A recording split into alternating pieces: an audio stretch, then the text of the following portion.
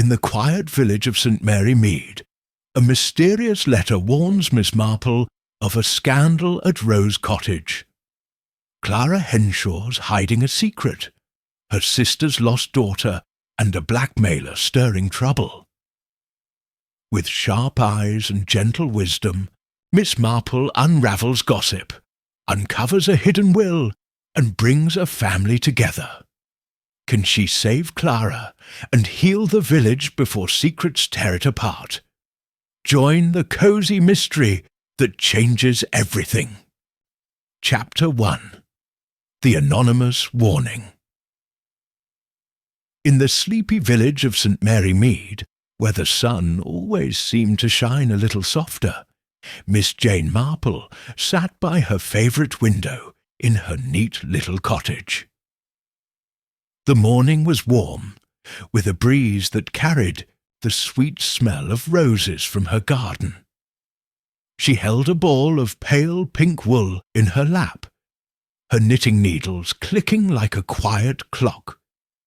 The shawl she was making was nearly done, its soft folds spilling over her knees. But her eyes weren't on the wool. They were on the world outside, watching the village wake up. Miss Marple was a small, gentle woman with white hair tied in a tidy bun. Her face was full of wrinkles, like a map of a life well lived. But her blue eyes were sharp and bright. She noticed things other people missed, the way a neighbour hurried to the shop, or how a stranger's shoes didn't match their fine coat. In St. Mary Mead, where everyone knew everyone, those little details told stories. And Miss Marple loved stories, especially the ones that hid secrets. Her cottage was as cosy as a warm hug. The sitting room had flowery curtains, a soft rug, and a fireplace that crackled in winter. On the table beside her sat a teapot, a cup of Earl Grey still steaming, and a plate of shortbread biscuits. She nibbled one, crumbs falling onto her apron, and smiled. Mornings like this were perfect. The village was quiet, except for the chirping of sparrows and the distant clatter of milk bottles at Mrs. Pottle's shop. St. Mary Mead was a place where time moved slowly. The high street had a butcher, a baker, and a shop that sold everything from sugar to sewing needles. The church, with its old stone tower, stood at one end, and the vicarage was next door, where the vicar, Mr. Clement, lived with his wife, Griselda, who was always late for everything. Rose Cottage, where Mrs. Clara Henshaw lived, was just down the lane from Miss Marple's house. It was a pretty place, with ivy climbing its walls and red roses blooming by the gate. Clara, a widow, was known for her quiet ways and perfect manners. Nobody ever thought twice about her until today. Miss Marple's thoughts were interrupted by the crunch of gravel outside. She leaned forward, peering through the lace curtains. It was Tom, the postman, pedalling his red bicycle. He was young, with messy brown hair and a grin that made the village girls giggle. But today, he wasn't grinning. He stopped at her gate, hopped off his bike and glanced around like he didn't want to be seen. Miss Marple's eyebrows went up. That wasn't like Tom. She heard the letterbox clatter, and a single envelope slid onto the mat by her front door. Tom was back on his bike in a flash, pedalling away before she could call out. "Well now," Miss Marple said to herself, setting her knitting aside, "what's got young Tom in such a hurry?" She stood, smoothing her skirt, and walked to the door. Her steps were slow but steady. She wasn't as young as she used to be, but her mind was quicker than ever. She picked up the envelope. It was plain, with no stamp or address, just her name, Miss J. Marple, written in black ink. The handwriting was thin and wobbly, like it belonged to someone nervous or old. She turned it over, but there was nothing else. No clue who sent it. Back in her chair, she opened the envelope with a small silver letter opener. Inside was a single sheet of paper, folded once. The same spidery handwriting covered it. She adjusted her glasses and read, "Beware the scandal. At Rose Cottage, secrets will ruin us all." That was it. No name, no explanation, just those words, sharp as a pin. Miss Marple read it again, her lips pressed tight. Scandal? In St. Mary Mead, the village was full of small gossip. Who forgot to pay the butcher, or whose dog dug up the vicar's tulips? But a real scandal was rare. And Rose Cottage?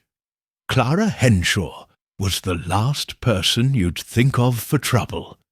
She went to church every Sunday, helped at the Women's Institute, and kept her garden so tidy it looked like a picture in a magazine. But Miss Marple knew better than to judge by looks. People could hide all sorts of things behind a neat garden. She tucked the letter into her knitting basket, under the pink wool. "No sense jumping to stories," she said aloud, though her mind was already turning. Who wrote it? Why send it to her? And why Rose Cottage? She sipped her tea, now cold, and stared out the window. The village looked the same as always. Mrs. Pottle sweeping her shop steps, old Mr. Giles walking his dog. But something felt off. Like a stitch dropped in her knitting, small, but enough to unravel everything. Miss Marple decided to take a walk. A stroll past Rose Cottage might clear her head, and maybe she'd see something useful. She put on her straw hat, tied it with a blue ribbon, and picked up her walking stick. It was more for show than need, but it made her feel proper. She locked her door and stepped into the lane. The air was warm, full of the smell of cut grass, and baking bread from the bakery. She nodded to Mrs. Wicks, who was hanging laundry in her yard. "Morning, Miss Marple," Mrs. Wicks called. "Fine day, isn't it?" "Very fine," Miss Marple replied, smiling, but her eyes were on the lane ahead, where Rose Cottage sat. Mrs. Wicks went back to her washing, humming a tune. Miss Marple noted the tune. Cheerful, not worried. If there was a scandal, Mrs. Wicks hadn't heard about it yet. As she walked, she thought about Clara Henshaw. Clara was about 50, with soft brown hair and a quiet voice. Her husband, Edward, had died 10 years ago, leaving her Rose Cottage and enough money to live comfortably. She didn't talk much about Edward, and nobody asked. That was the way in St. Mary Mead. People let the past stay buried. But the letter made Miss Marple wonder, was the scandal about Clara? Or something older tied to Edward? The lane curved and Rose Cottage came into view. Its white walls glowed in the sunlight, and the roses by the gate were in full bloom, red as ripe apples. The windows were clean, the curtains drawn back, and a wisp of smoke curled from the chimney. Everything looked normal. Too normal, maybe. Miss Marple slowed her steps, pretending to admire a patch of daisies by the road. Then she saw it. A flicker of movement at the gate. Clara Henshaw stepped out, carrying a watering can. She wore a green apron and gloves, her face pale under her wide hat. She didn't see Miss Marple. Instead, she looked up and down the lane, her eyes darting like a bird's. She set the can down and wiped her hands, then glanced at the gate again. Something wasn't right. Miss Marple stayed still, half hidden by a hedge. Clara went back inside, but not before a man appeared at the gate. He was tall, in a dark coat that looked too heavy for the warm day. His hat was pulled low, hiding his face. He slipped through the gate and knocked on Clara's door, soft but quick. Clara opened it, and he went inside. The door shut with a click. Miss Marple's heart beat a little faster. Who was he? Nobody in St. Mary Mead wore a coat like that. A stranger, then. But why was Clara letting him in? And why did she look so nervous? Miss Marple waited, but the door stayed closed. No sounds came from the cottage, just the hum of bees in the roses. She turned back toward home, her mind buzzing. The letter, Clara's nerves, the stranger, it all fit together. But she didn't know how yet.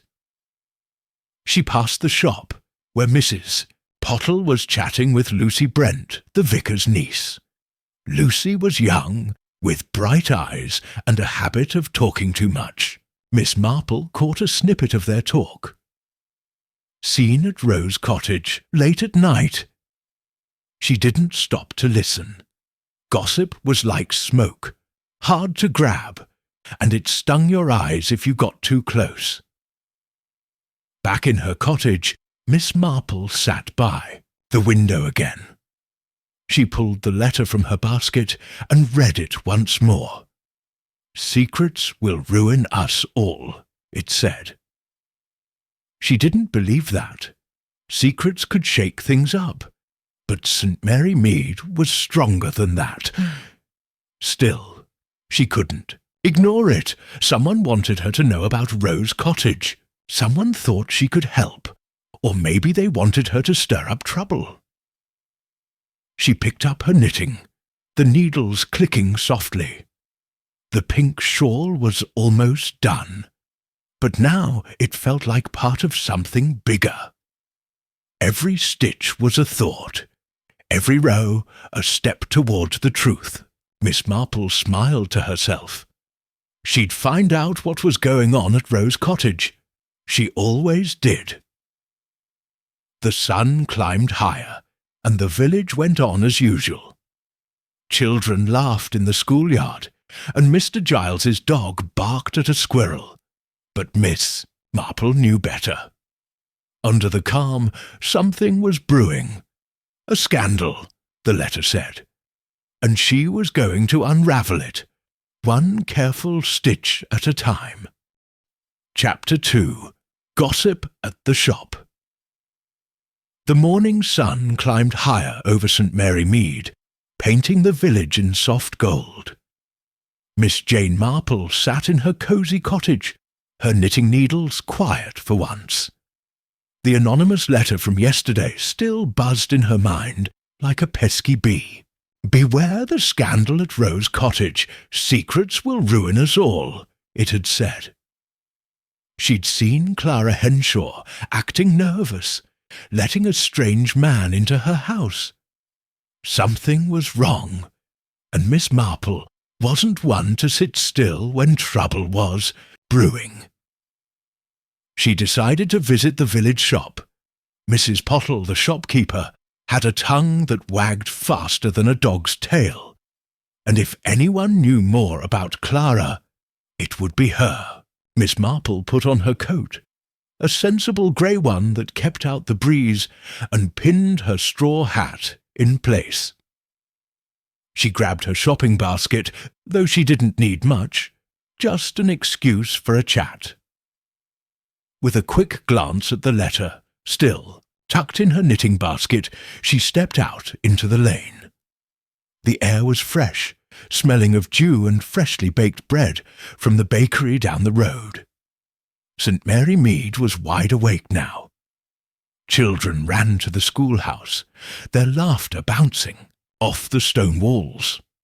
Mr. Giles, the old farmer, shuffled by with his dog, muttering about the price of eggs.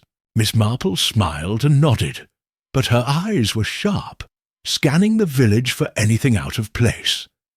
A bicycle leaned against the church wall. Tom the postman's probably. He'd been so jumpy yesterday, delivering that letter. She filed that away in her mind like a stitch in her knitting. The high street was busy but calm, the way St. Mary Mead always was. The butcher was sharpening his knives, the clink-clink loud through his open door. The bakery had a line of women clutching baskets, chatting about the weather. Miss Marple passed Rose Cottage on her way, slowing to look. The roses by the gate were as red as ever, but the curtains were drawn tight today. No sign of Clara or the man in the dark coat. She didn't stop.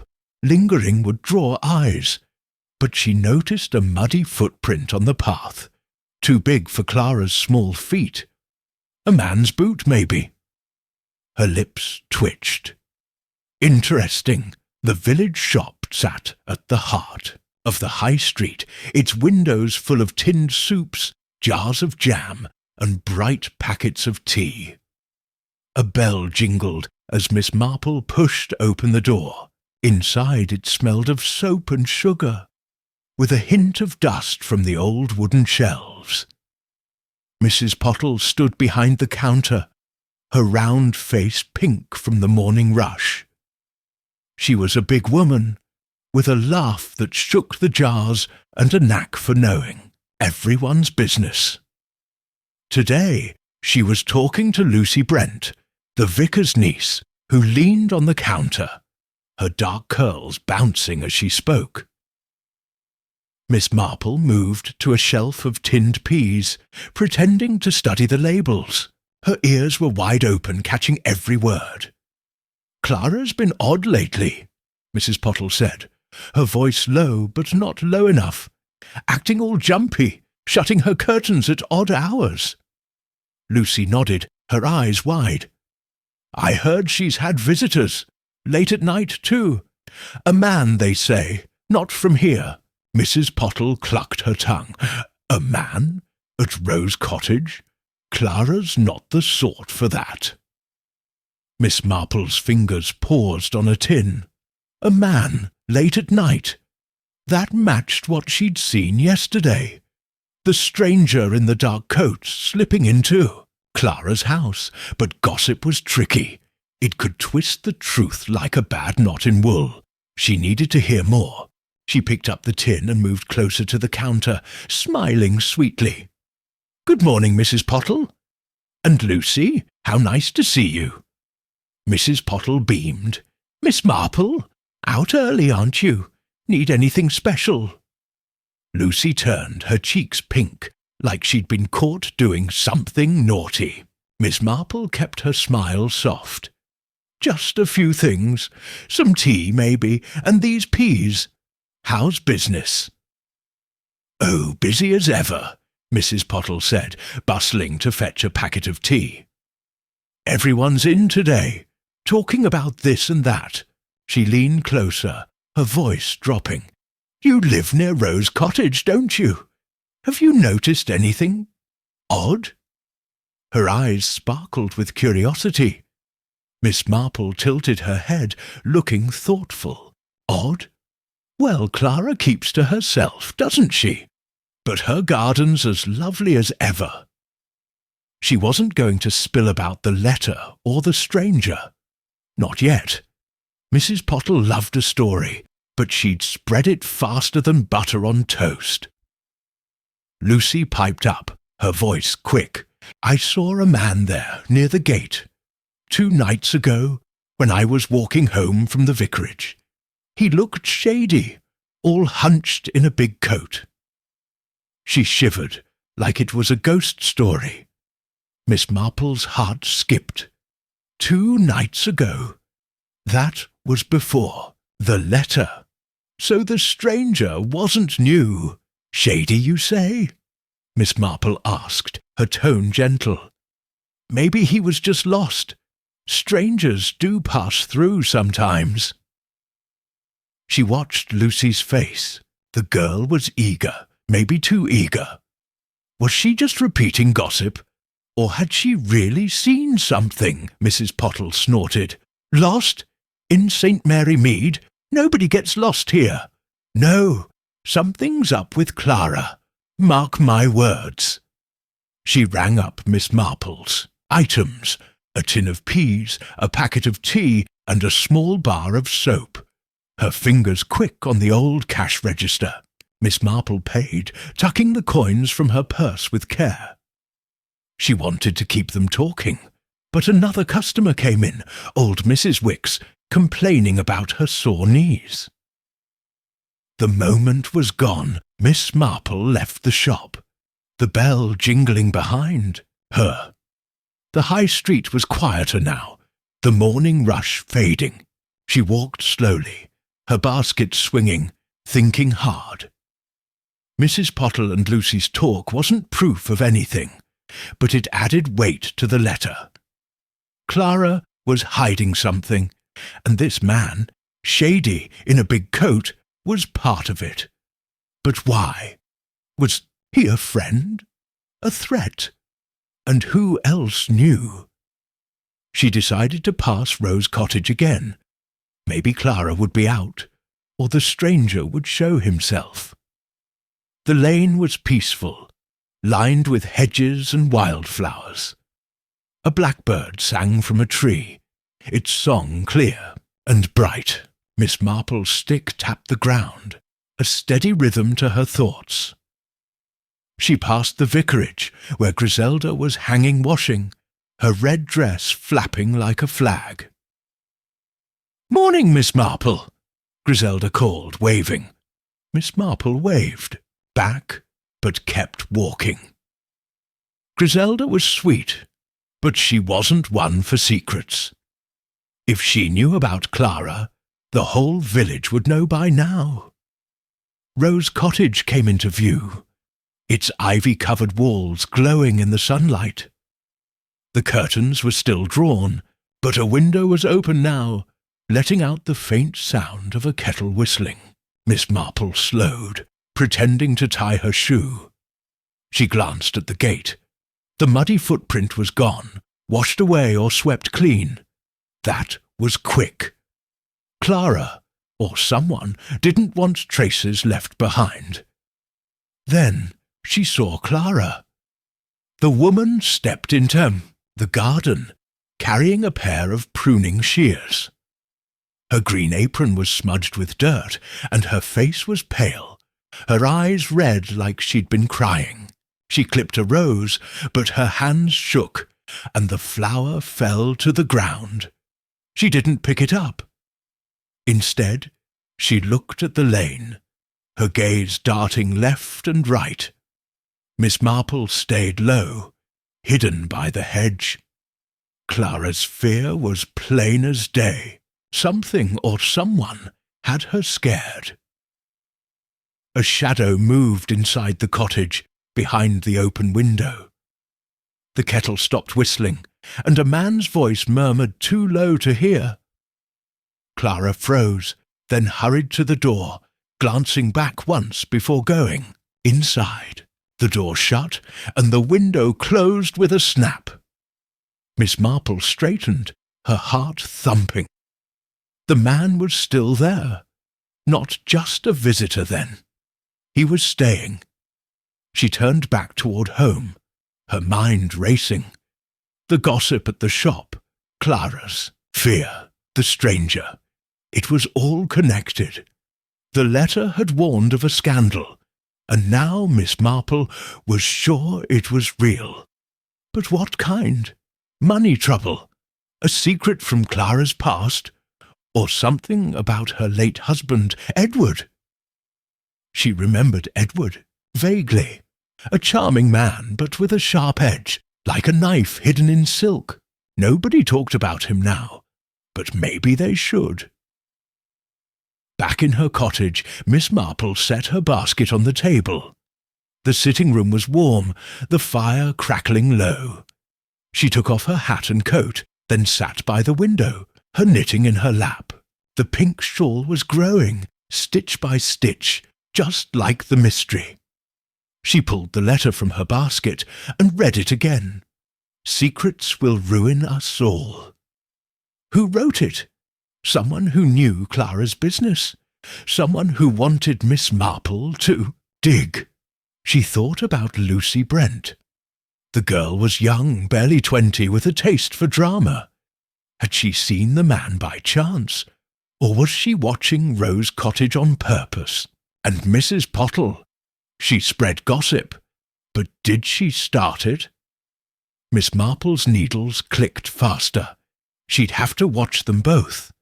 And Tom, the postman, who delivered the letter so nervously. He might know more than he let on. The village outside was settling into the afternoon. A boy rode by on a bicycle, whistling.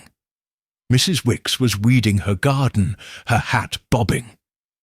St. Mary Mead looked peaceful, but Miss Marple knew better. Under the calm, secrets were stirring. She'd find them out, one careful step at a time. Tomorrow she'd invite Clara for tea. A friendly chat might loosen Clara's tongue, or show what she was hiding. Miss Marple smiled to herself. The scandal at Rose Cottage was growing clearer, like a pattern in her knitting. She didn't have all the pieces yet, but she would. She always did. Chapter 3. A Slip of the Past. The morning light spilled through Miss Jane Marple's lace curtains, making her cosy sitting room feel warm and safe. She sat by her window, knitting needles quiet in her lap, the pale pink shawl growing stitch by stitch. But her mind wasn't on the wool.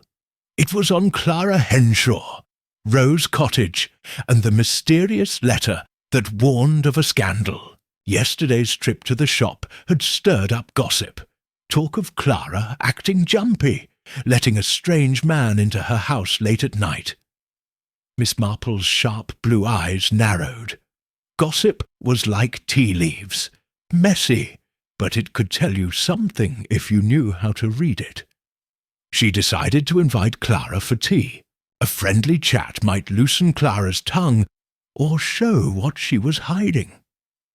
Miss Marple stood, smoothing her skirt, and bustled to the kitchen. Her cottage was small but neat, with flowery wallpaper and a kettle that whistled like an old friend. She set out her best china, white with tiny roses, and baked a batch of scones, their buttery smell filling the air. A jar of strawberry jam and a dish of clotted cream went on the table, along with a teapot steaming with Earl Grey. Everything was ready, but Miss Marple's mind was on Clara. Why was she so nervous? And who was the man in the dark coat? At noon, the doorbell chimed, soft but clear. Miss Marple opened the door to find Clara Henshaw, her face pale under a wide straw hat. Clara wore a green dress, simple but tidy, and carried a small handbag clutched tight in her gloved hands. "Good morning, Miss Marple," she said, her voice shaky. "Thank you for inviting me. Come in, dear," Miss Marple said, smiling warmly. "It's such a nice day for a chat." She led Clara to the sitting room, where the tea tray waited. Clara sat on the edge of the sofa, her eyes darting to the window, like she expected someone to be watching. Miss Marple noticed.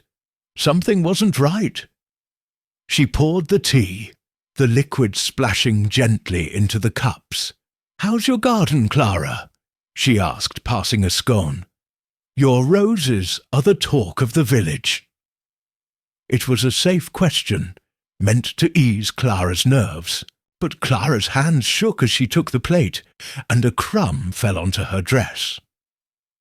"Oh, the roses," Clara said, brushing the crumb away.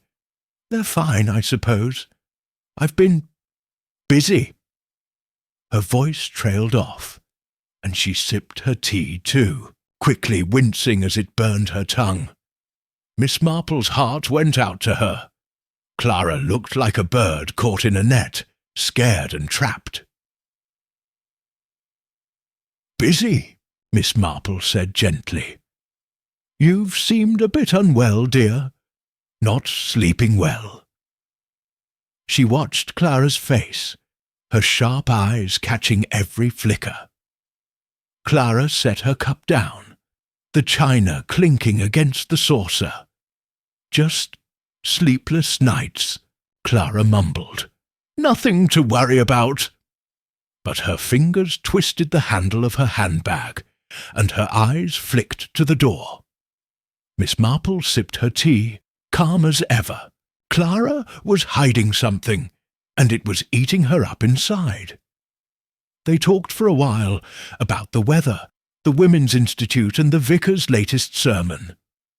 Miss Marple kept the chat light, but her mind was working, picking up clues. Clara's gloves were new, but one had a tear at the thumb, like she'd been tugging at it. Her dress was ironed, but a button was loose, not like Clara's usual neatness. And her handbag, she held it like it was full of gold, not just a hanky and some coins. As Clara reached for another scone, her handbag slipped from her lap and hit the floor with a soft thud. A photograph slid out, fluttering onto the rug. Clara gasped and bent to grab it, but Miss Marple was quicker, her fingers nimble despite her age. "Oh, let me, dear," she said, picking up the photo. She glanced at it before handing it back, her face showing nothing. The photograph was old, its edges worn. It showed a young woman in a 1920s dress, with soft curls and a shy smile. She looked strikingly like Clara, but it wasn't her. The eyes were different, sadder. Miss Marple's mind raced. A sister? A cousin? Someone from Clara's past? She handed the photo to Clara, who stuffed it back into her bag. Her cheeks red. "Silly of me," Clara said, her voice high. "Just an old picture. I should go." She stood nearly knocking over her teacup. Miss Marple rose too, her smile kind but her eyes sharp. "No rush, dear," she said, "but if you're feeling poorly, do take care." Clara nodded, barely meeting her eyes, and hurried to the door. Miss Marple saw her out, watching as Clara walked down the lane, her steps quick and uneven. The photograph was a clue, and Clara's panic proved it. Back in the sitting room, Miss Marple cleared the tea things, her thoughts spinning. The photograph wasn't just a keepsake. It meant something. Something Clara didn't want seen. She thought of the gossip at the shop, Clara's late-night visitor, the man in the dark coat. Was he tied to the woman in the photo? And what about the letter? "Secrets will ruin us all," it had said. Miss Marple's lips twitched. Secrets indeed. She decided to visit Colonel Bantry, an old friend who lived at Gossington Hall, just outside the village. The Colonel was a gruff man, fond of his garden and his whisky. But he'd lived in St. Mary Mead for years, and knew its history. If anyone remembered a scandal tied to Clara or her late husband Edward, it would be him. Miss Marple put on her coat and hat, locked her door, and set off. The walk to Gossington Hall was pleasant, the late afternoon sun casting long shadows. St. Mary Mead was quiet now, the children home from school, the shops closing early. She passed Rose Cottage, its curtains still drawn, no sign of Clara or the stranger. A cat slept on the gate-post, its tail twitching. Miss Marple noted the clean path, no more muddy footprints. Someone was being careful. Gossington Hall was a big house with wide lawns and rose bushes that Dolly Bantry, the Colonel's wife, fussed over. Miss Marple rang the bell, and a maid let her in, leading her to the drawing-room. Colonel Bantry was there, reading a newspaper, his glasses perched on his nose. Dolly was arranging flowers, her hands full of daisies. "Jane!" Dolly cried, rushing over. "What a treat! Stay for tea!" "Just a quick visit," Miss Marple said, smiling. "I hoped to chat with the Colonel about old times." The Colonel grunted, folding his paper. "Old times? What's this about, Jane?" They sat, and Miss Marple steered the talk to the past, mentioning Edward Henshaw casually. "Clara's doing well at Rose Cottage," she said. "But I wonder about Edward. Such a charming man, wasn't he?" She watched the Colonel's face, her eyes soft but keen. The Colonel frowned, scratching his chin. Charming, yes, but a bit of a rogue. There was talk years ago about him and some woman, not Clara. Someone who came and went, quick as a flash, caused a stir, then vanished. Dolly nodded, her eyes wide. "Oh, yes, the village was buzzing. Nobody knew her name, but Edward was in a right mess." Miss Marple's heart skipped. A woman, not Clara. Could it be the one in the photograph? "How sad," she said, her voice gentle. "Did she leave family behind?" The Colonel shrugged. "Not that I heard. It was hushed up fast. Edward married Clara soon after, and folks forgot. They talked a bit longer, about the village, the weather, Dolly's roses. But Miss Marple had what she needed. As she walked home, the evening air cool against her face, she pieced it together. Edward Henshaw had a secret. A woman who'd caused a scandal. The photograph looked like Clara, but wasn't. Maybe a sister, or someone close. And the man in the dark coat? He might be digging up that old trouble, scaring Clara into silence. Back in her cottage, Miss Marple lit the fire, the crackle filling the quiet room. She sat by the window, her knitting in her lap, but her needles stayed still. The letter, the gossip, Clara's fear, the photograph, the Colonel's story, it was all part of the same puzzle. She thought of Clara's trembling hands, the way she'd clutched her bag. "Who are you hiding, Clara?" Miss Marple murmured. Outside, St. Mary Mead was dark, the stars bright above the church tower. The village slept, but Miss Marple's mind was awake, turning over clues like stones in a stream. The scandal at Rose Cottage was growing, and she was closer to the truth. Tomorrow she'd dig deeper. Maybe the vicarage had old records, or Tom the postman knew something about that letter. For now, she picked up her needles. The soft click-click, a promise. She'd unravel this mystery, one stitch at a time. Chapter 4. Secrets in the Records. The morning sun peeked through the clouds, casting a soft glow over St. Mary Mead. Miss Jane Marple sat in her cosy cottage, her knitting needles resting in her lap. The pink shawl was nearly done, but her mind was on the mystery at Rose Cottage.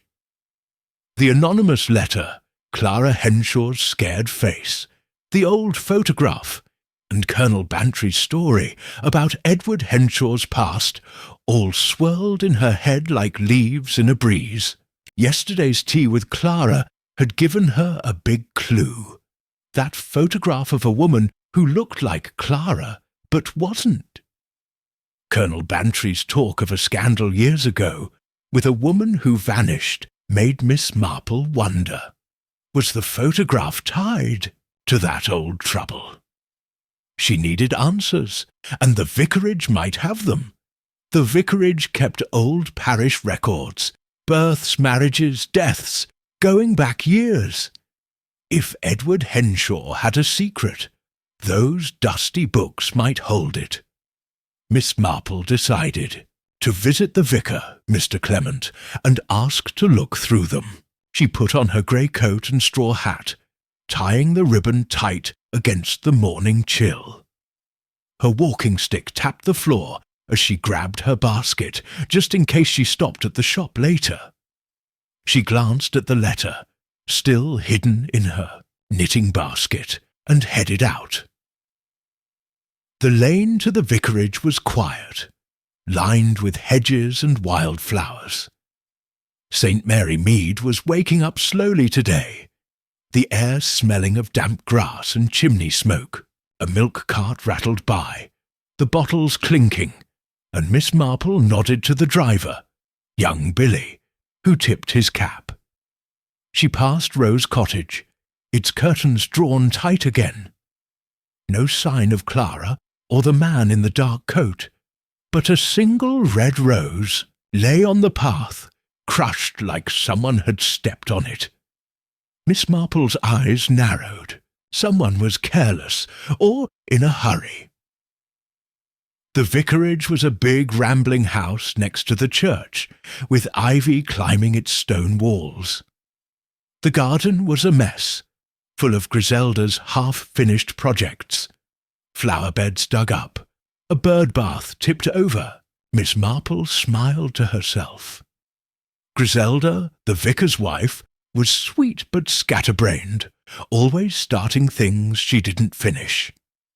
She rang the bell, and the maid, Mary, opened the door, her apron smudged with flour. "Morning, Miss Marple," Mary said, wiping her hands. "The vicar's in his study. Come in." The vicarage smelled of polish and burnt toast, a mix of Griselda's cooking and Mary's cleaning. Miss Marple followed Mary to the study, a small room crammed with books and papers. Mr. Clement sat at his desk, his glasses slipping down his nose as he scribbled a sermon. He was a kind man, with a bald head and a habit of losing his pen.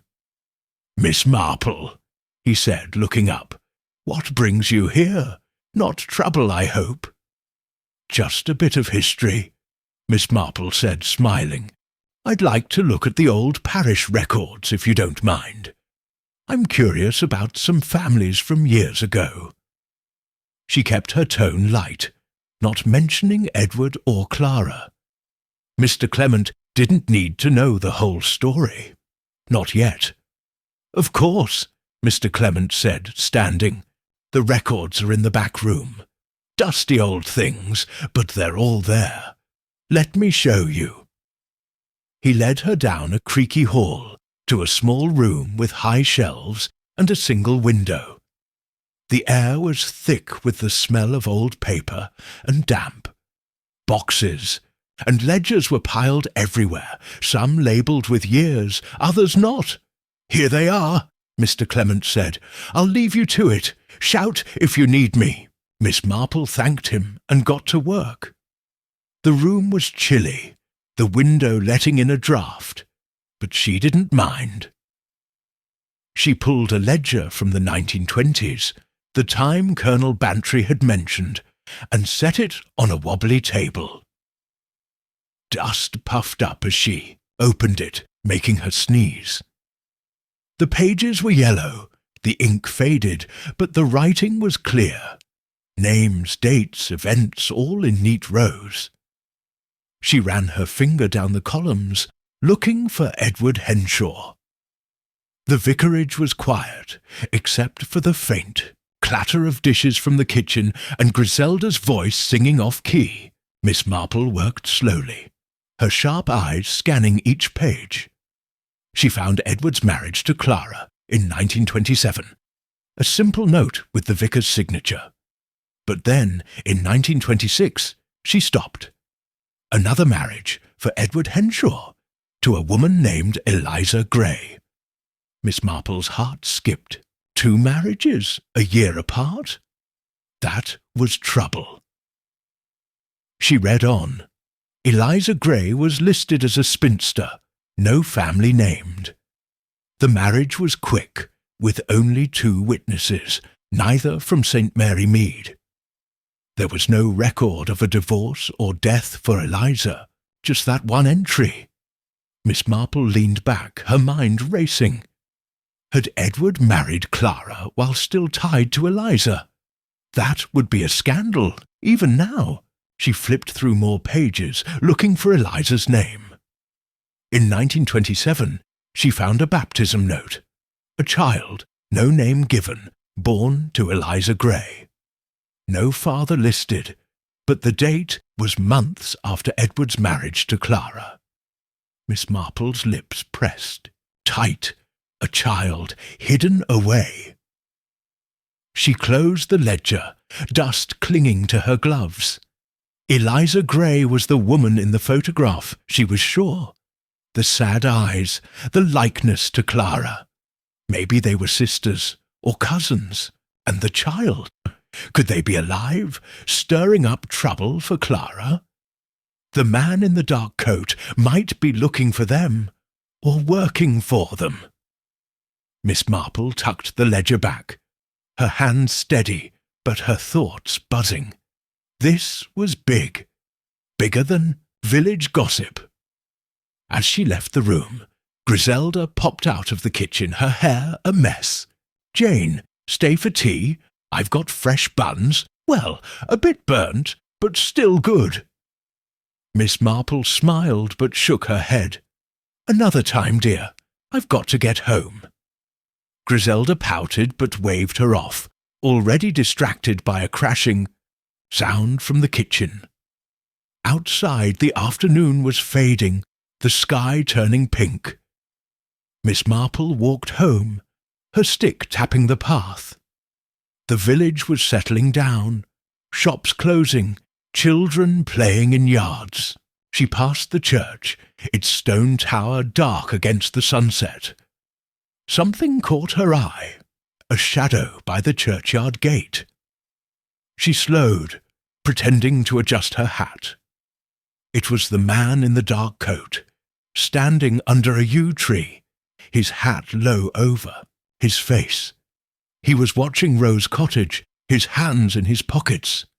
Miss Marple's heart thumped. He hadn't seen her, hidden by the dusk and the hedge. She stayed still, her breath slow. The man lit a cigarette, the match flaring briefly, then tossed it to the ground.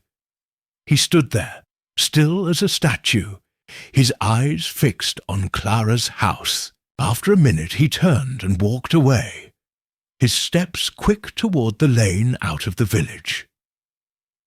Miss Marple waited until he was gone, then moved closer.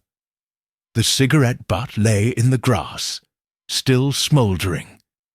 She didn't touch it, but noted the brand. Fancy, not local. She hurried home, the evening air cool on her face. The village was dark now, windows glowing with lamplight. Her cottage welcomed her with its familiar smells of polish and tea. She lit the fire, the crackle filling the quiet, and sat by the window, her knitting in her lap. The pink shawl was almost done, but her needles stayed still. She pulled the letter from her basket and read it again. Secrets will ruin us all.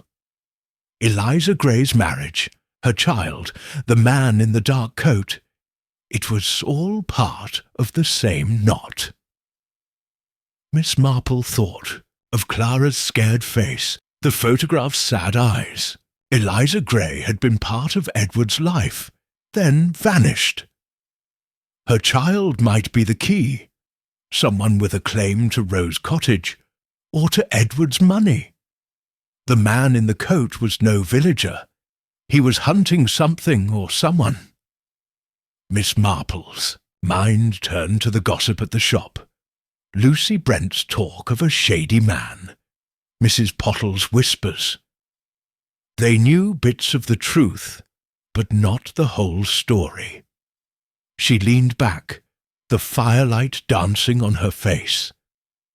Tomorrow she'd talk to Tom, The postman. He'd delivered the letter, and he might know who sent it. Or she'd watch Rose Cottage again, see if the man came back.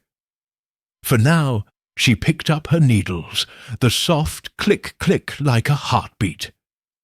The scandal was growing, and she was closer to unravelling it. St. Mary Mead looked peaceful outside, but Miss Marple knew better. Secrets were hiding, and she'd find them, one careful stitch at a time. Chapter 5. Tensions Rise. The morning in St. Mary Mead was bright, but a nervous hum hung over the village like a storm waiting to break. Miss Jane Marple sat by her cottage window, her knitting needles still, the pink shawl folded neatly in her lap. She'd been piecing together the mystery at Rose Cottage for days now.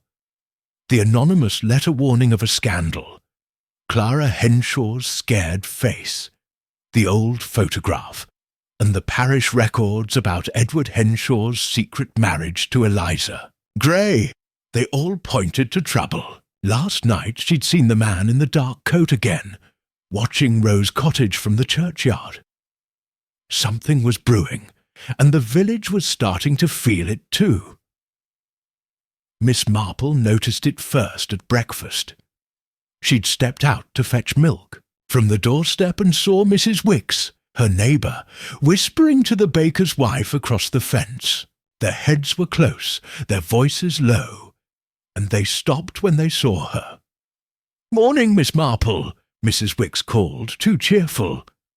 Miss Marple smiled back, but her sharp eyes caught the glance they shared, the letter's warning.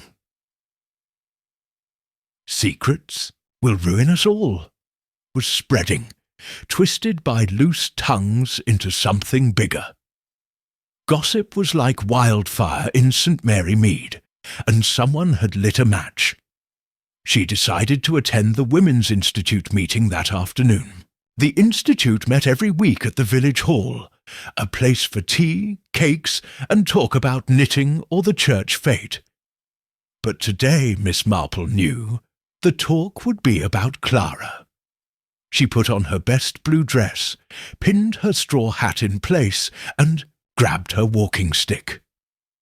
The air outside was warm, smelling of cut grass and roses. But the village felt different. People stood in small groups, whispering, their eyes darting to Rose Cottage down the lane. Miss Marple passed the shop, where Mrs. Pottle was sweeping the steps, her broom moving slower than usual as she chatted with a customer. "Clara's in trouble," Miss Marple heard her say. "Mark my words." The village hall was a low building with a tiled roof and windows that rattled in the wind. Inside, it smelled of polish and strong tea. Long tables were set with plates of scones, jam tarts, and sandwiches, and women bustled about, their voices loud but tense. Miss Marple slipped in quietly, taking a seat near the back.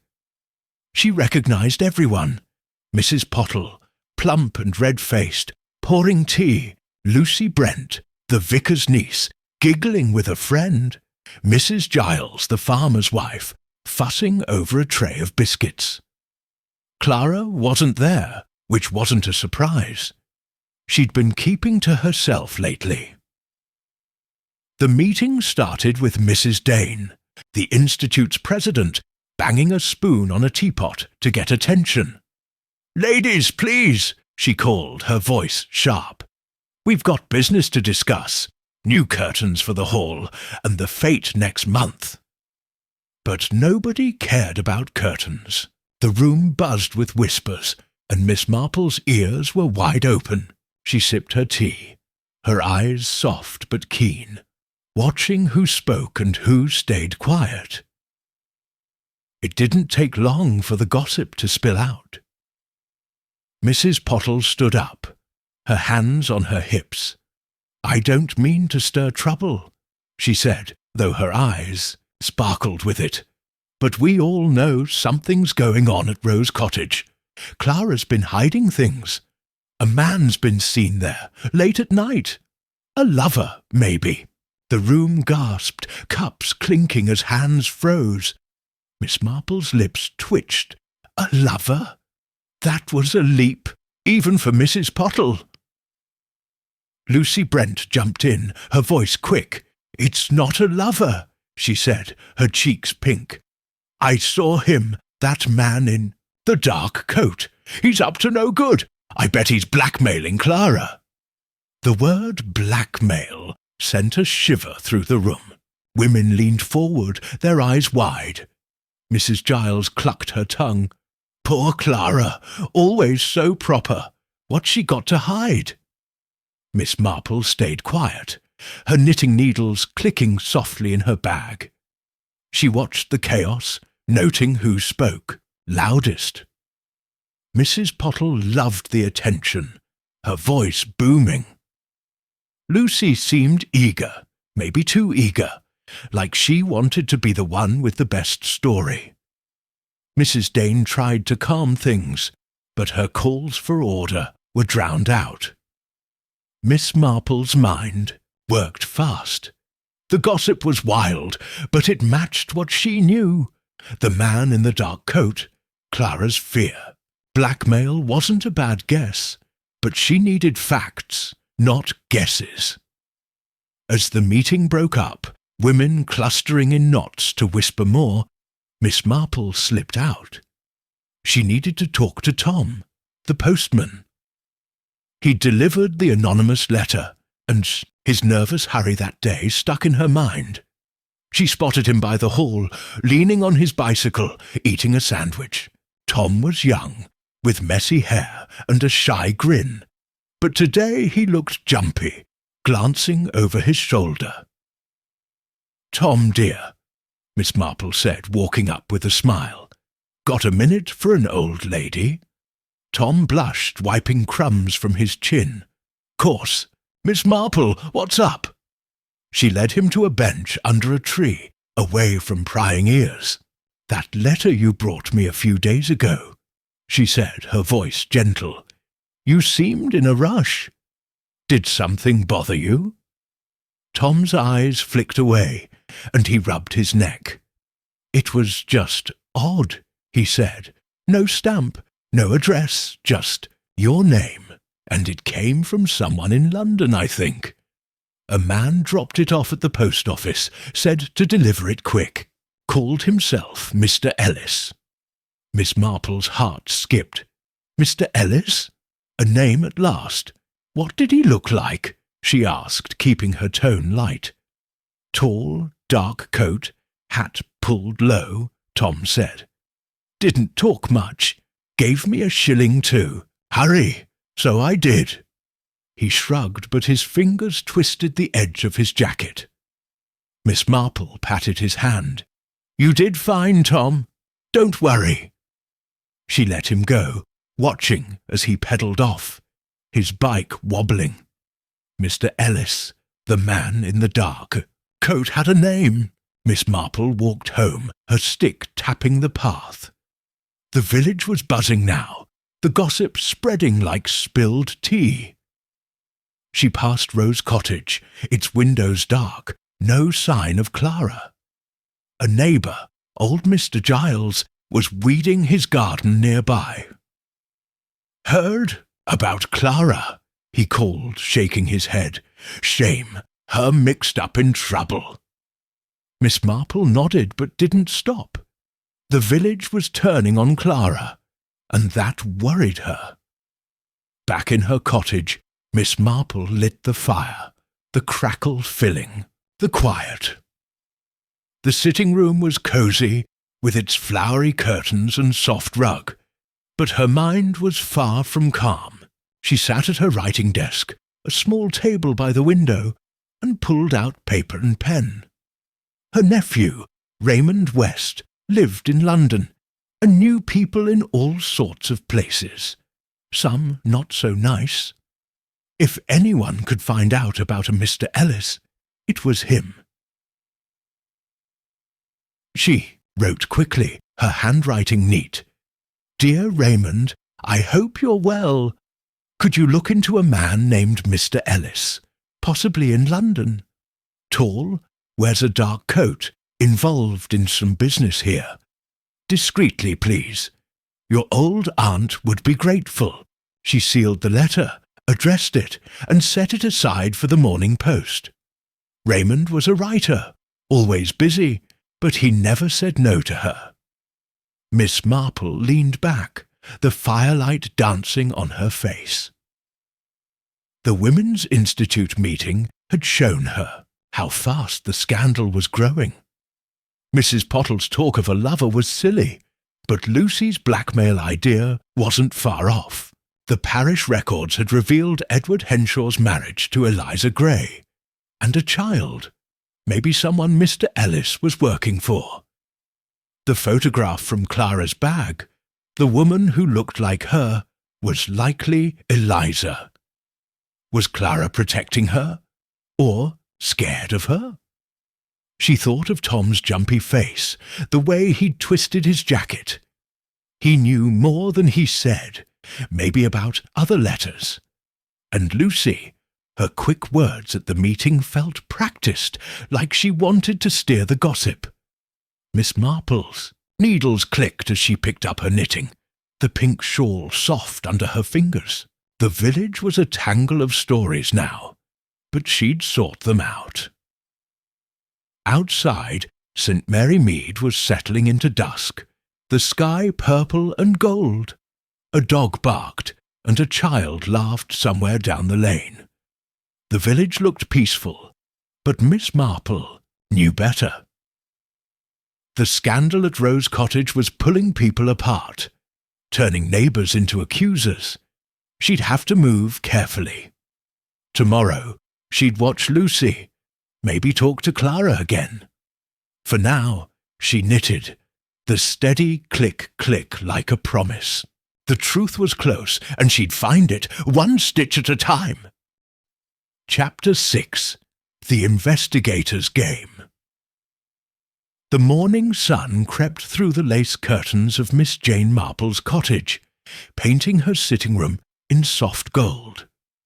She sat by her favourite window, a cup of Earl Grey steaming on the table, her knitting, needles quiet for now.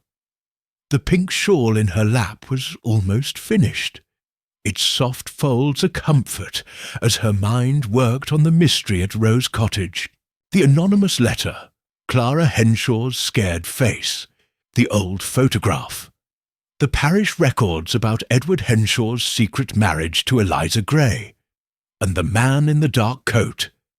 They were all pieces of a puzzle. Yesterday's Women's Institute meeting had shown how fast gossip was spreading, turning the village against Clara. And Tom the postman had given her a name, Mr. Ellis, the man who'd sent the letter. Miss Marple was waiting for word from her nephew Raymond, hoping he'd found out who this Mr. Ellis was. A clatter at the door made her look up. The letterbox flapped, and an envelope slid onto the mat.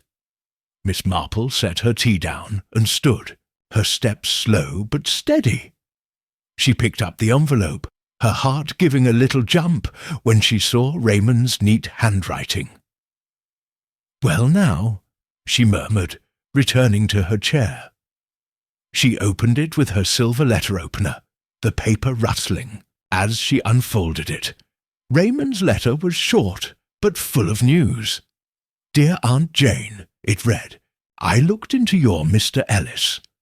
Roger Ellis is a private investigator in London, known for digging up family secrets, lost heirs, old debts, that sort of thing.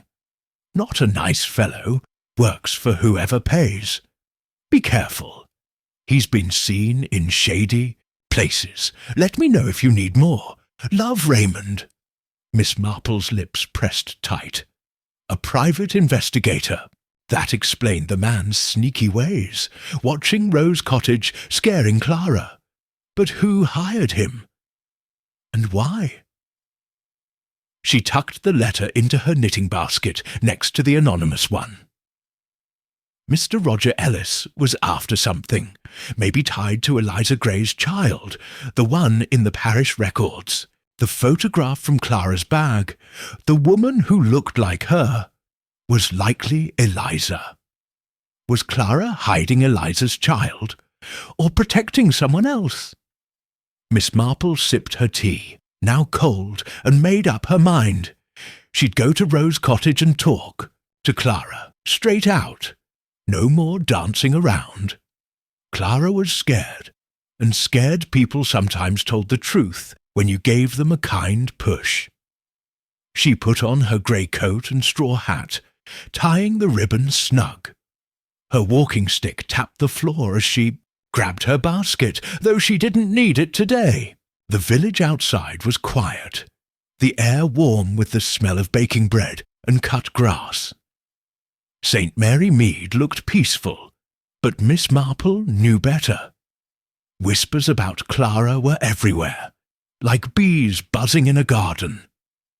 She passed Mrs. Wicks, hanging laundry, who gave her a quick nod, but didn't stop to chat. Even the milkman, Billy, looked away as he rattled by. The village was on edge, and Rose Cottage was at the heart of it. The lane to Rose Cottage was lined with hedges, their leaves shiny in the sun. Miss Marple walked slowly, her eyes scanning the path. No muddy footprints today, no crushed roses. Clara was keeping things tidy, or someone was. The cottage came into view, its white walls glowing, ivy climbing to the roof. The red roses by the gate were bright, but the curtains were drawn, and no smoke came from the chimney. It looked empty, but Miss Marple wasn't fooled. Clara was home, hiding. She knocked on the door, her knuckles sharp against the wood.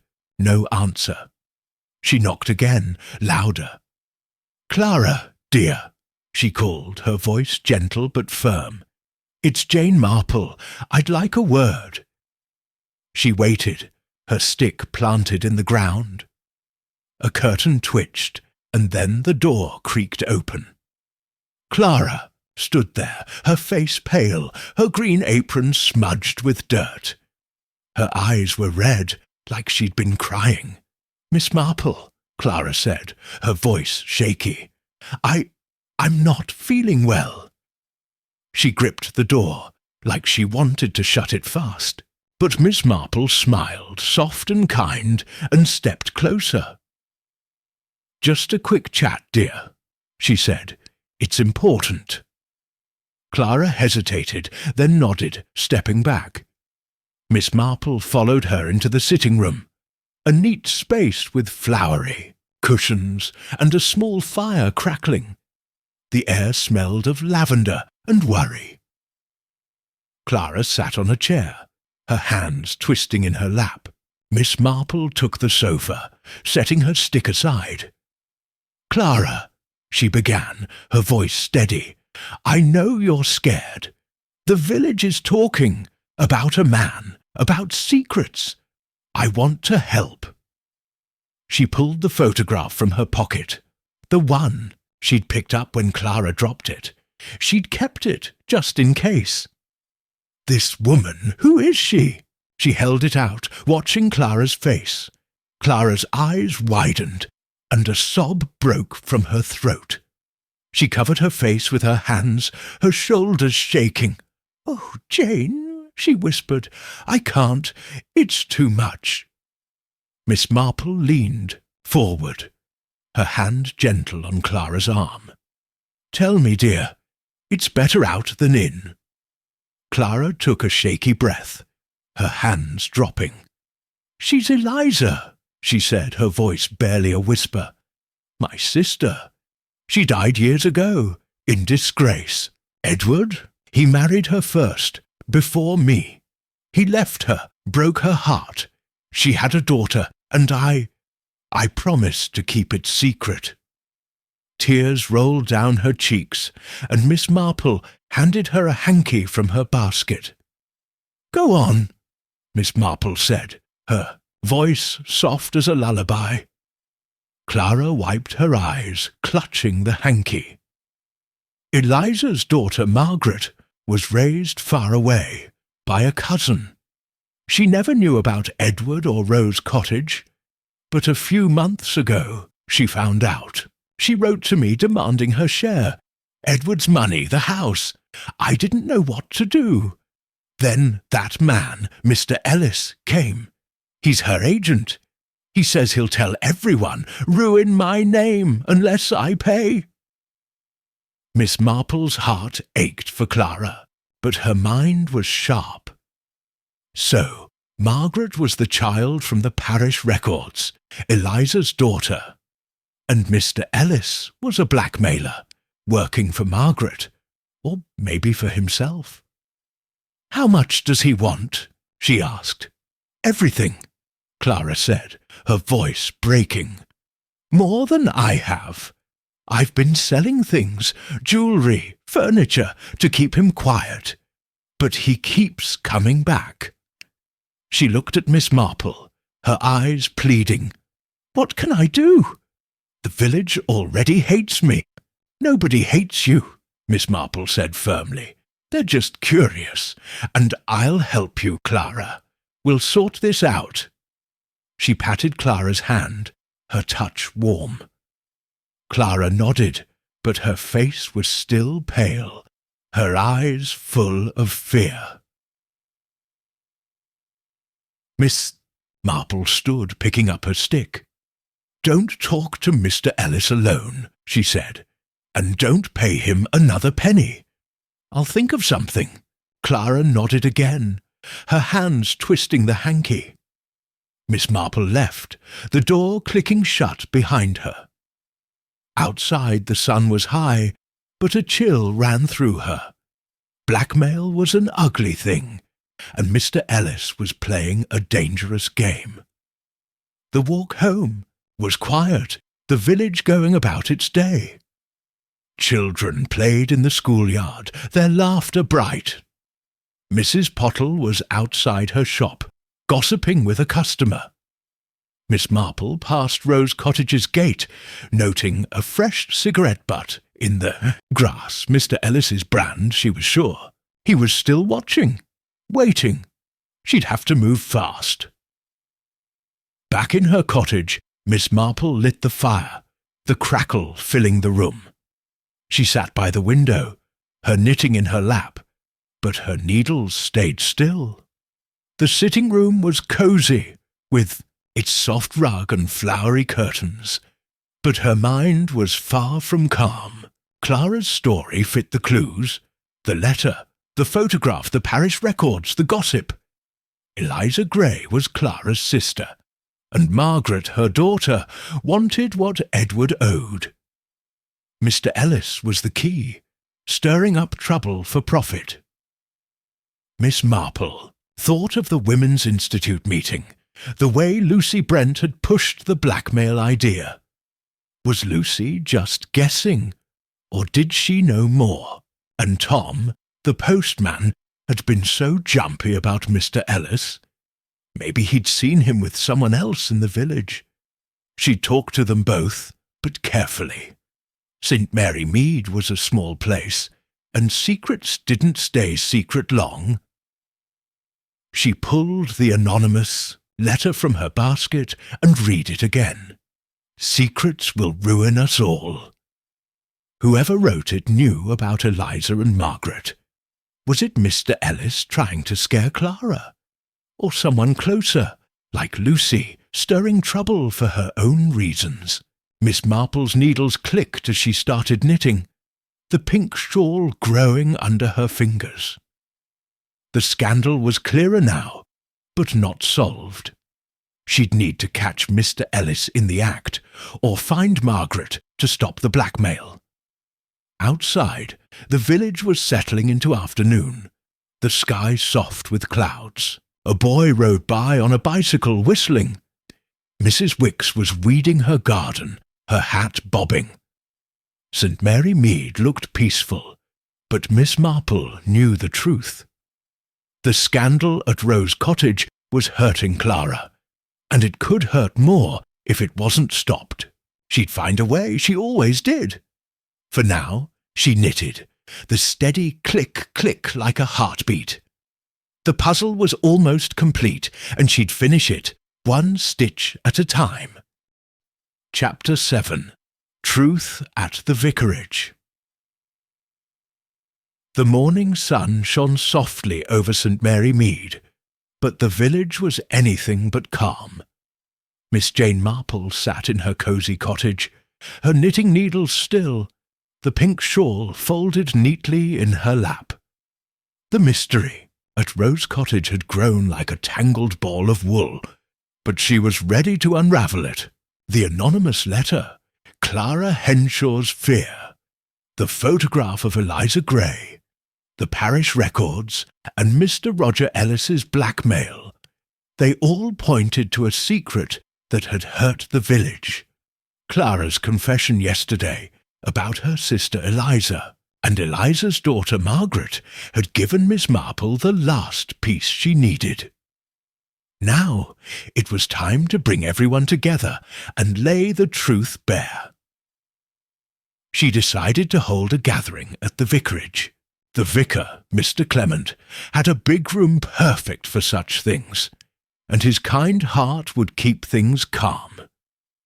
Miss Marple wanted Clara there, along with Lucy Brent, Mrs. Pottle, and a few others who'd fanned the gossip. She'd also found a will in the parish records, tucked in a dusty ledger, that proved Eliza's daughter had a claim to Edward Henshaw's estate. That will would change everything, and Miss Marple was ready to show it. She put on her best blue dress, the one she wore to church, and pinned her straw hat in place. Her walking stick tapped the floor as she grabbed her basket, slipping the anonymous letter, the photograph, and the will inside. The village outside was quiet, the air warm with the smell of roses and fresh bread. But tension hung like a heavy cloud. People whispered in doorways, their eyes darting to Rose Cottage. Miss Marple passed Mrs. Wicks, who was sweeping her path. "Morning, Miss Marple," she said, her voice tight. "Heard there's trouble brewing." Miss Marple smiled but didn't stop. Trouble was brewing, but she'd put it right. The vicarage was a short walk, past the church with its old stone tower. Miss Marple knocked on the door, and Mary, the maid, let her in, her apron smudged with jam. "The vicar's in the parlour," Mary said, leading the way. The vicarage smelled of polish and burnt scones, Griselda's latest baking attempt. Mr. Clement was reading a book, his glasses low on his nose. "Jane," he said, standing, "what's this about a gathering?"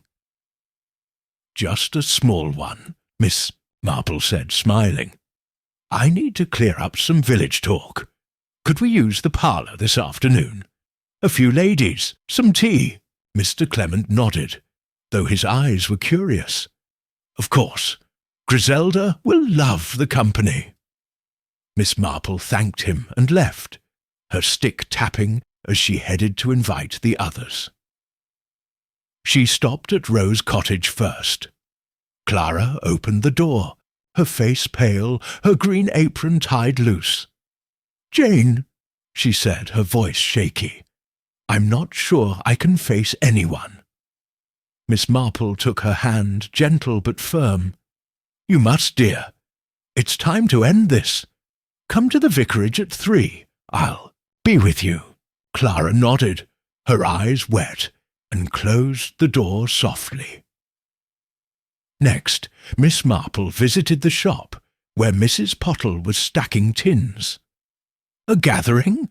Mrs. Pottle said, her eyes lighting up. "I'll be there. Everyone's talking about Clara. You know." Miss Marple smiled thinly. "Yes, I know. 3 o'clock at the vicarage." She found Lucy Brent at the vicarage, helping Griselda with flowers. Lucy's cheeks went pink when Miss Marple invited her, but she agreed, her curls bouncing as she nodded. By afternoon, the vicarage parlour was ready.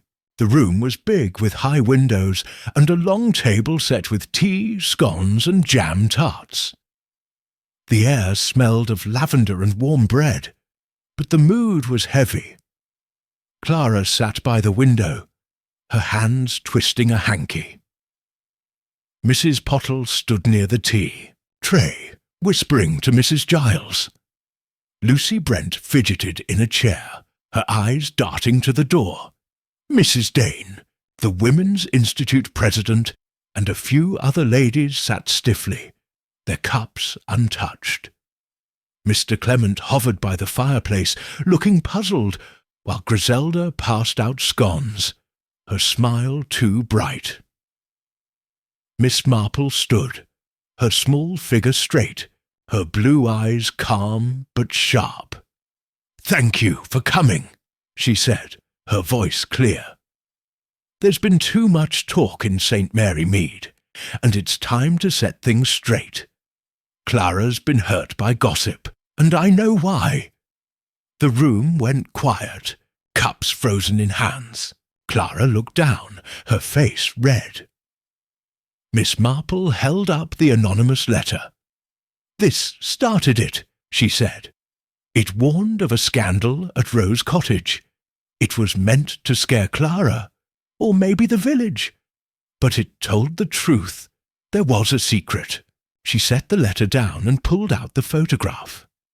"This is Eliza Gray, Clara's sister. Years ago, Edward Henshaw married her, then left her for Clara. Eliza had a daughter, Margaret, who was raised far away." The room gasped, whispers, rippling like wind. Mrs. Pottle's mouth fell open. Lucy's eyes went wide. Clara sobbed softly, her hanky pressed to her face. Miss Marple went on, her voice steady.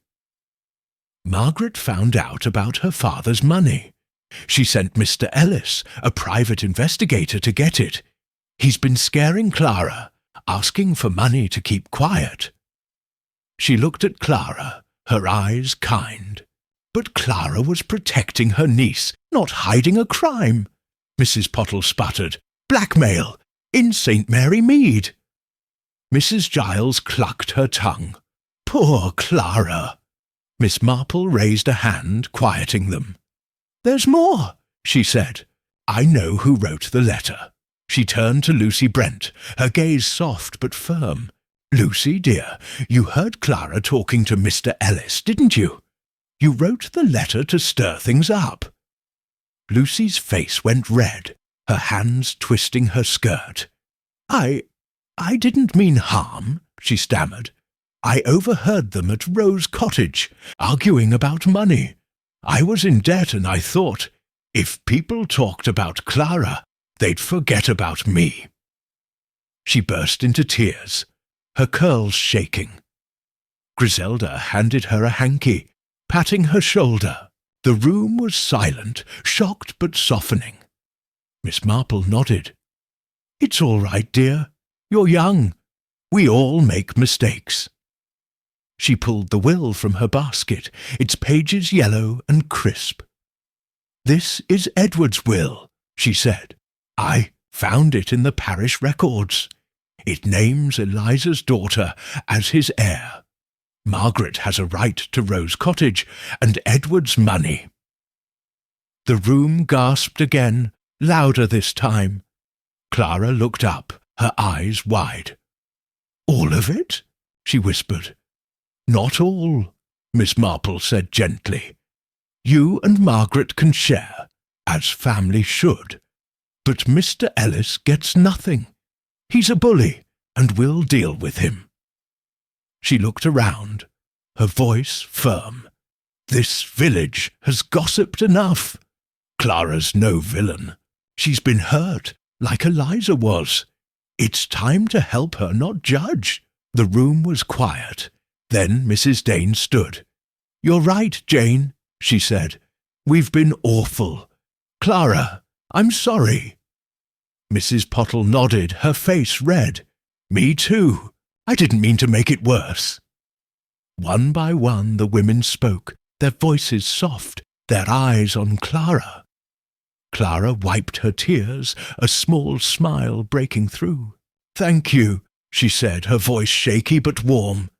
Mr. Clement cleared his throat. "Well, Jane, you've done it again. Shall we have more tea?" The room laughed, the tension breaking like a snapped thread. Griselda bustled about, refilling.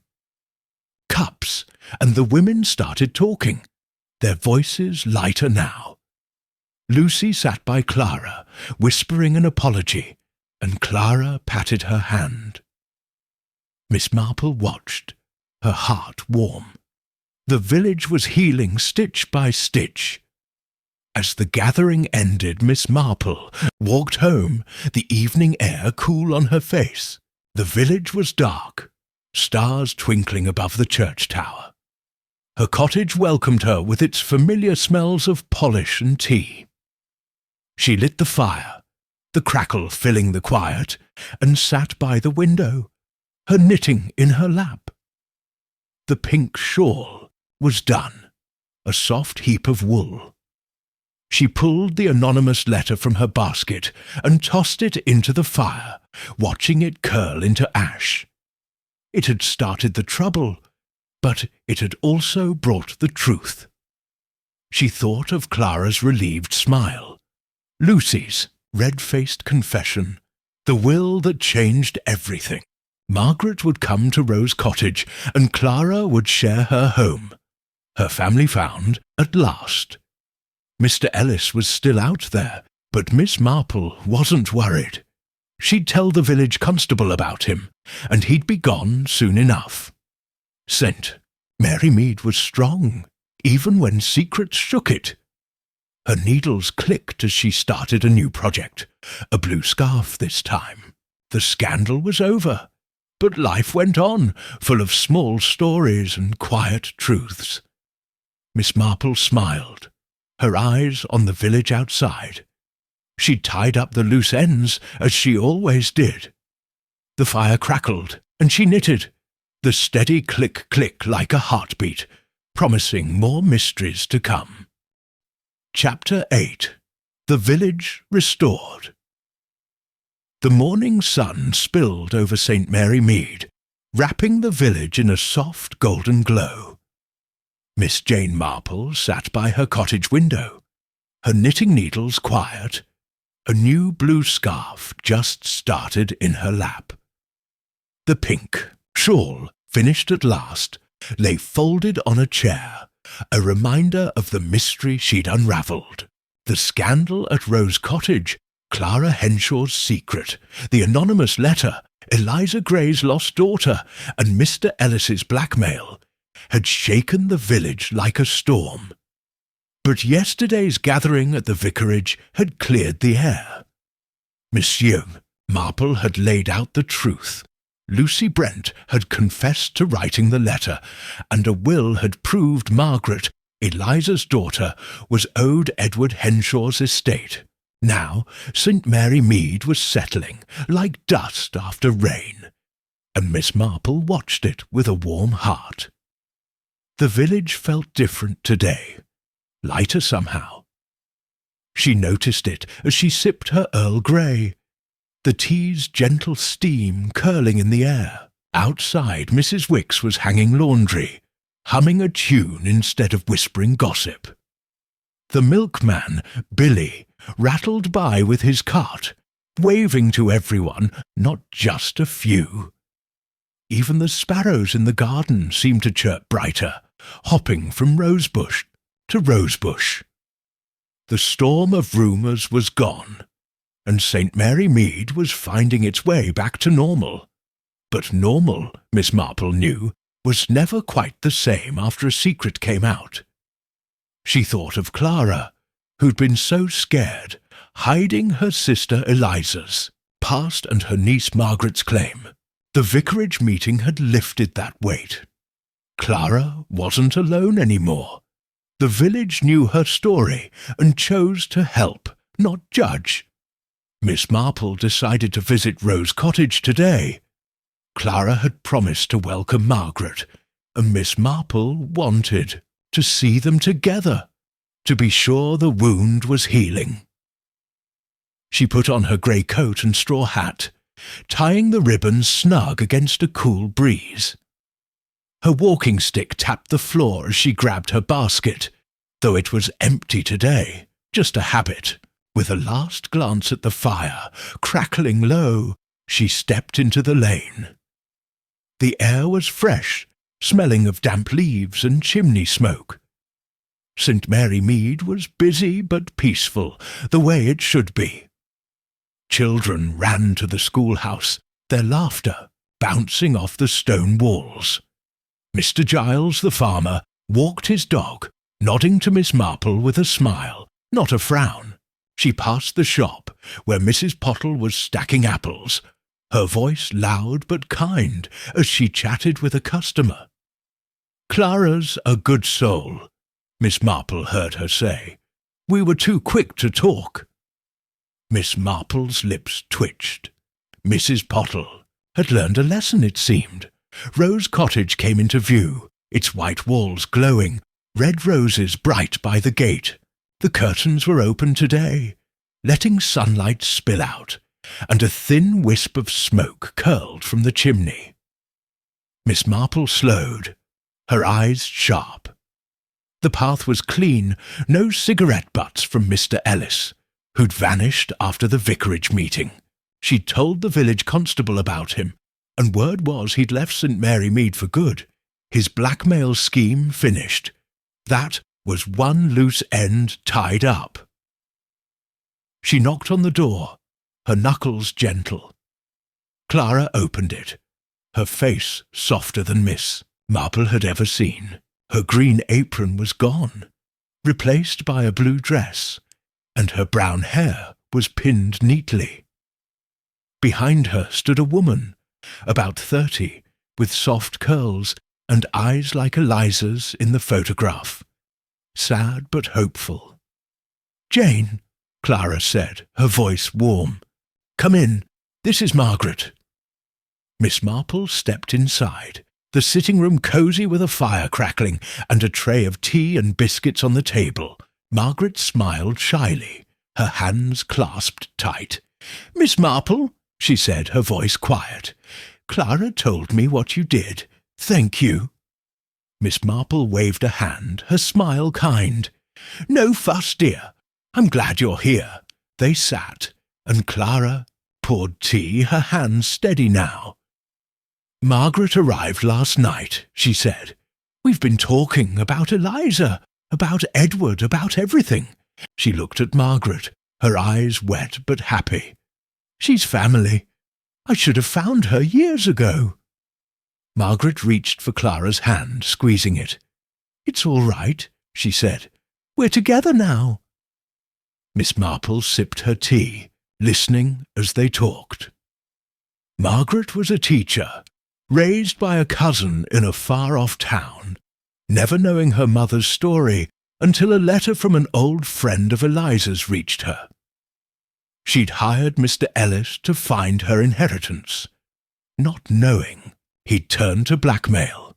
"I didn't want to hurt anyone," Margaret said, her voice small. "I just wanted what was mine." "And you'll have it," Miss Marple said gently. "The will is clear. You and Clara can share Rose Cottage and Edward's money. It's only fair." Clara nodded, her smile growing. "We've already started planning. Margaret will stay. Here, help with the garden. It's a new start." They talked for a while, the fire crackling, the room warm with hope. Miss Marple watched Clara's face, no longer pale or scared, and Margaret's eyes losing their sadness. The scandal had brought them together, and that, Miss Marple thought, was worth all the trouble. She left them laughing over a story about Eliza's love for roses, her heart full as she stepped back into the lane. The village was buzzing now, but with good news. Miss Marple stopped at the shop to buy sugar, and Mrs. Pottle was full of talk. Clara's got her niece now," she said, her voice proud, not gossipy. "Lovely girl, they say. We're all pitching in. Mrs. Dane's knitting a blanket for her." Miss Marple smiled. The village was mending, stitch by stitch. She decided to check on Lucy Brent, the vicar's niece, who'd written the anonymous letter. Lucy's mistake had started the storm, but her tears at the vicarage showed she was sorry. Miss Marple found her at the church, arranging flowers for Sunday's service. Lucy's curls were tied back, her face pale but calm. "Miss Marple," she said, setting down a vase, I hoped you'd come." "Lucy, dear," Miss Marple said, sitting on a pew. "How are you?" Lucy's eyes dropped, her hands twisting a stem.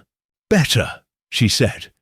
"I went to Clara this morning, told her I was sorry for the letter for stirring trouble. She hugged me, said it was all right." Her voice shook, but she smiled.